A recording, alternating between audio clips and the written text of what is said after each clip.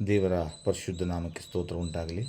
ಈ 2 ನಿಮಿಷ ನಿಮ್ಮೊಟ್ಟಿಗೆ ಕಾರ್ಯಕ್ರಮಕ್ಕೆ ಸ್ವಾಗತ. ಈ ದಿನಕ್ಕೆ ನೇಮಕವಾದ ದೇವರ ವಾಕ್ಯವನ್ನು ಓದಿಕೊಳ್ಳೋಣ. ಯೆಶಾಯನು ಬರೆದಂಥ ಪ್ರವಾದನೆಯ ಗ್ರಂಥ 46ನೇ ಅಧ್ಯಾಯದ 4ನೇ ವಚನ.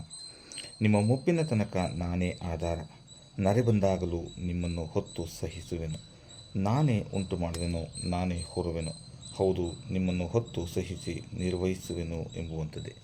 ಕರ್ತನಲ್ಲಿ ಪ್ರೀತಿಯುಳ್ಳ ದೇವರ ಮಕ್ಕಳೇ, ಈ ಬೆಳಗಿನ ವೇಳೆಯಲ್ಲಿ ದೇವರ ವಾಕ್ಯವು ನಮಗೆ ತಿಳಿಸುವಂಥ ವಾಗ್ದಾನಗಳನ್ನು ನಾವು ನೋಡಿಕೊಳ್ಳುವಾಗ ಈ ವಾಕ್ಯ ಭಾಗದಲ್ಲಿ ನಾನೇ ನಾನೇ ನಾನೇ ಎಂಬುದಾಗಿ ಅನೇಕ ಬಾರಿ ಬರೆಯಲ್ಪಟ್ಟಿದೆ.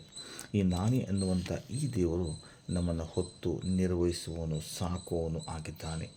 ಮತ್ತು ಆತನು ಹೇಳ್ತಾನೆ, ನಿನ್ನ ನರೆ ಬಂದಾಗಲೂ ನಾನು ನಿನ್ನನ್ನು ಹೊತ್ತು ಸಹಿಸುವೆನು ಎಂಬುದಾಗಿ ದೇವರ ವಾಕ್ಯವು ಹೇಳ್ತದೆ. ಅನೇಕರಾದಂಥ ನಮಗೆ ನಮ್ಮ ಒಳಗಡೆ ಒಂದು ಭಯವಿದೆ. ಆ ಭಯವೇನೆಂದರೆ, ನನ್ನ ಮುಪ್ಪಿನ ಕಾಲದಲ್ಲಿ ನನಗೆ ಯಾರು ಆಧಾರ, ನನ್ನನ್ನು ಯಾರು ನೋಡಿಕೊಳ್ಳುತ್ತಾರೆ, ನನ್ನ ಬಗ್ಗೆ ಕಾಳಜಿ ವಹಿಸುವವರು ಯಾರು ಎಂಬುದಾಗಿ ಅನೇಕರು ಯೋಚಿಸುವವರಾಗಿದ್ದಾರೆ.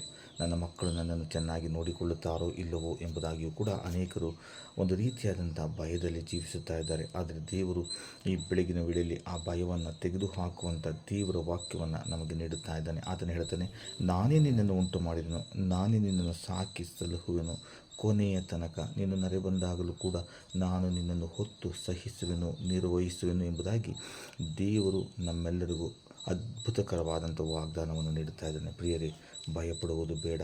ನಮ್ಮ ಮಕ್ಕಳು ನಮ್ಮನ್ನು ನೋಡಿಕೊಳ್ಳುತ್ತಾರೋ ಇಲ್ಲವೋ, ನಮ್ಮ ಬಂಧು ಬಾಂಧವರು ನಮ್ಮನ್ನು ನೋಡಿಕೊಳ್ಳುತ್ತಾರೋ ಇಲ್ಲವೋ, ನರೆ ಬಂದಾಗ ನಮ್ಮನ್ನು ಯಾರು ನಿರ್ವಹಿಸುತ್ತಾರೋ ಇಲ್ಲವೋ, ಆದರೆ ದೇವರು ಕೊನೆಯ ತನಕ ನಂಬಿಗಸ್ತನಾಗಿ ನಮ್ಮನ್ನು ಹೊತ್ತು ನಿರ್ವಹಿಸುವ ಆತನಾಗಿದ್ದಾನೆ.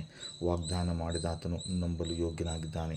ದೇವರ ಬಾಯಿಂದ ಬಂದಂಥ ಮಾತುಗಳು ತಮ್ಮ ಕಾರ್ಯವನ್ನು ನೆರವೇರಿಸದೆ ಆತನ ಬಳಿಗೆ ಹಿಂದಿರುಗುವುದಿಲ್ಲ. ಹೀಗಿರುವುದರಿಂದ ಆತನಲ್ಲಿ ನಂಬಿಕೆ ಇಟ್ಟು ನಮ್ಮ ಎಲ್ಲ ಭಯವನ್ನು ತೆಗೆದುಹಾಕಿ ದೇವರಾತ್ಮನಿಂದ ಜೀವಿಸೋಣ. ದೇವರ ವಾಕ್ಯಗಳನ್ನು ಆಶೀರ್ವದಿಸಲಿ. ನಿಮ್ಮ ದಿನವು ಶುಭಕರವಾಗಿರಲಿ. ಆಮೇನ್.